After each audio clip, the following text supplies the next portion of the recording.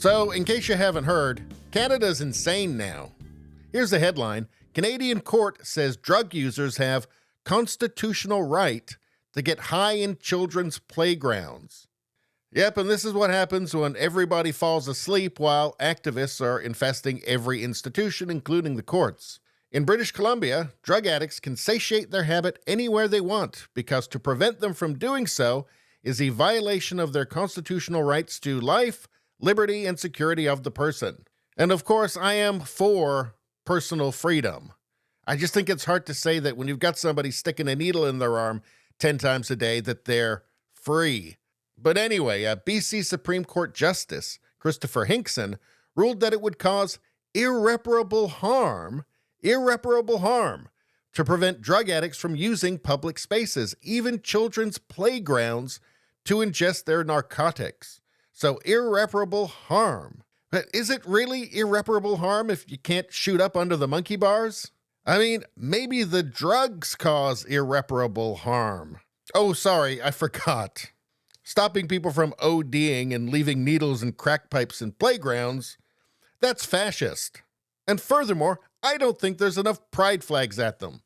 Now, the judge was ruling in favor of a harm reduction group that was seeking to stop the BC government from limiting in any way the widespread use of drugs for personal use in public places. Now, I'm kind of amazed that the BC government was trying to do that. I mean, after all, these are the same guys who decriminalized personal use of fentanyl, heroin, cocaine, meth, and MDMA, with this guy's full cooperation, of course. But fortunately, the harm reduction group was there to stop the BC government from doing, as far as I can tell, the only sensible thing they've ever done, which was stop addicts from using drugs at playgrounds where children are. You know, it's funny how, like, every left-wing cause is the exact opposite of what they say they're doing, like harm reduction, which is actually harm increase by any sane measure.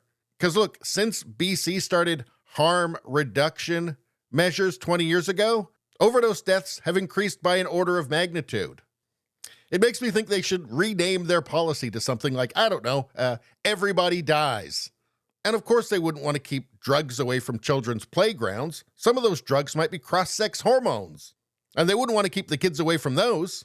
So the judge was ruling in favor of a harm reduction group that was seeking to stop the BC government from limiting in any way the widespread use of drugs for personal use in public places. So the Playground Amendment was a reluctant effort by BC's woke New Democratic Party government to compromise with recovery groups and parents who did not want their children subjected to addicts, shooting up, or the health hazards of drug-related paraphernalia, littering parks, and playgrounds. Now, Hinkson, the judge, did acknowledge that public drug use might create a potential danger, inconvenience, social harms, and even unpredictable behavior from addicts strung out on drugs.